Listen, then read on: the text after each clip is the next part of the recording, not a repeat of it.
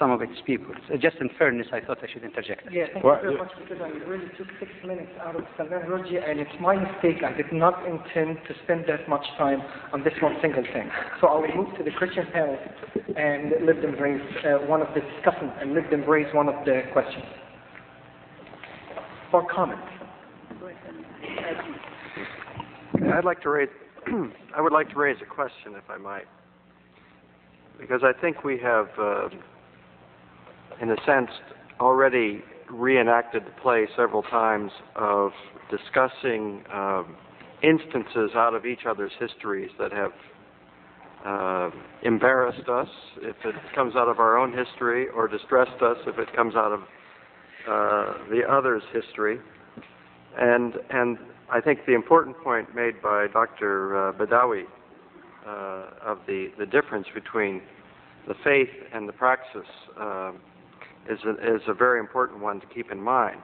I would really like to ask a question related to that, and it's a question of how one determines, in fact, what is a matter of faith and what is a matter of in fact, deviation from faith. And here I think we're touching on the question of authority. And for me, it has always been somewhat of a mystery. It's a mystery within Christianity. I mean, that goes without saying. We're so fragmented that I don't expect to find much authority within the Christian church, although there are many people claiming it.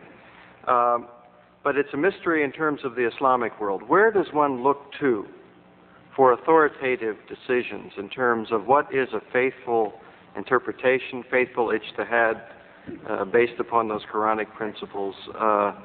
Where might the observer of the Islamic world look for reliable information in terms of what is authentically reflecting the consensus of the community and of the scholars particularly?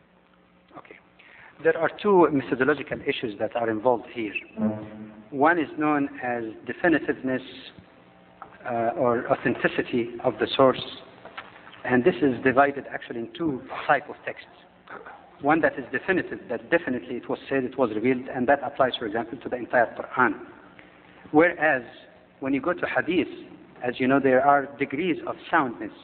So the consideration of definitiveness of authenticity or that things were said is number one question. Secondly, an issue I alluded to earlier, even though it's a very delicate issue, is also what is known as قطعية الدلالة versus ظنية الدلالة, which means that there are certain texts in the Quran, they might not be the majority, but there are certain concepts and texts in the Quran that you find that there is complete unanimity as to what it means. When God, the Quran speaks about the oneness of God, you don't say, you're right, there could be another way of looking at it. It's so much repeated and confirmed in a clear language that you cannot have another way around it. That prayer is required of Muslims.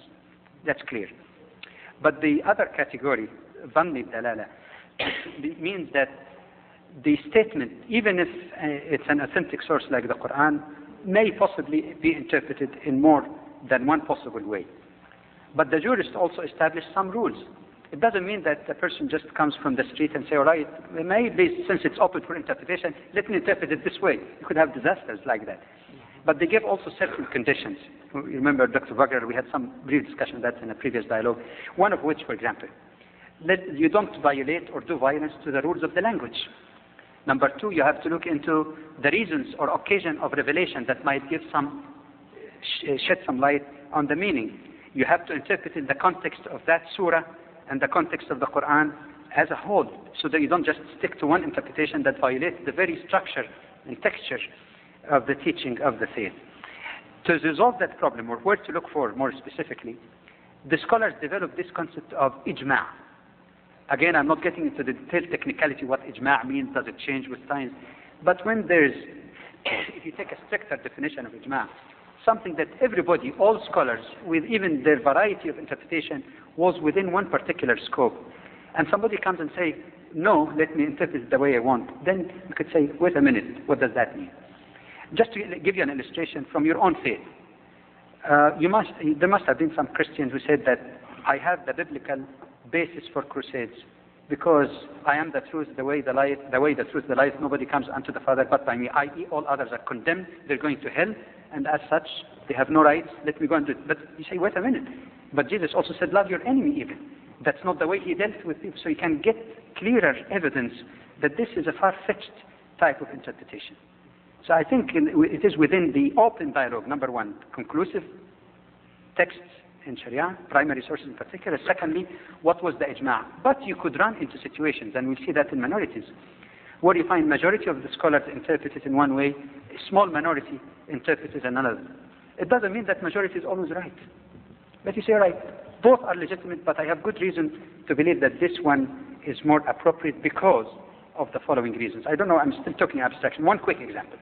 There have been some scholars who made a big mistake, for example, who said that when the Quran spoke about fighting the unbelievers, that this abrogates the verse that says there is no compulsion in religion.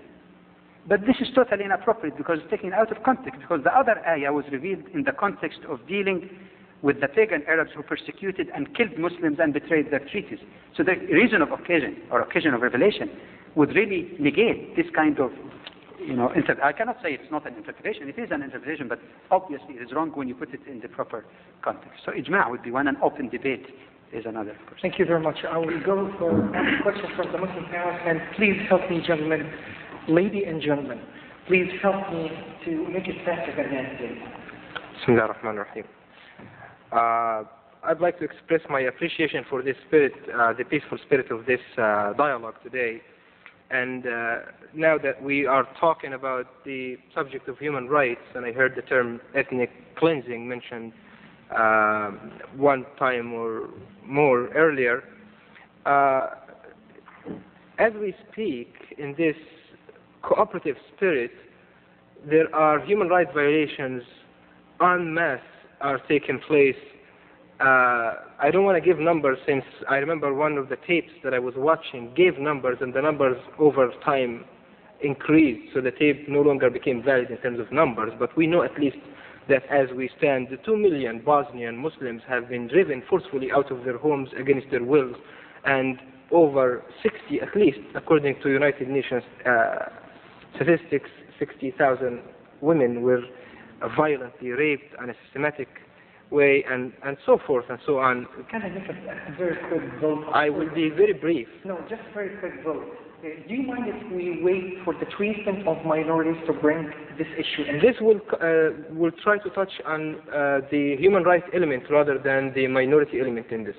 So I'll try to confine my dealing with this to the human rights element. It has been stated lately by Senator Joseph Biden, who sits on the Foreign Relations Committee in the U.S. Senate, precisely on the 11th of May, and I was very happy and pleased to actually hear that, but also shocked and surprised.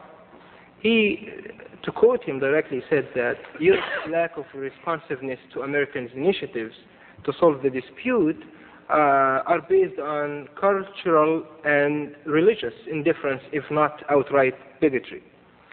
And there is definitely a religious element taking place here. There are Muslims and Christians of Orthodox and Catholic sects, and there are religious figures who we see in the U.S. Serbian Bosnian parliaments on television. I'd like to look at this from a human rights perspective and see whether in fact the political as well as religious leadership and the way they have been chosen, both from scripture as well as from the situation in Europe today, as it relates to human rights and its impact on the population and the violation of human rights. Thank you, sir. Appreciate it. The Christian side, whether the scholars themselves or the discussant, any one of you, four of you, is welcome to answer. But whoever answers, please make sure that you'll speak to the two microphones in front of you.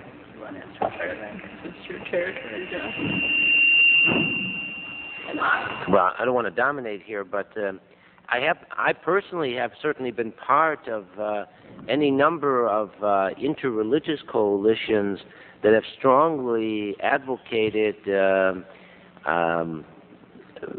more action on the part of the United States in Bosnia. Now, everyone you talk to says it's difficult, and we all know it's difficult. when you get to the concrete. But I couldn't agree with you more that we simply need to do more to end the slaughter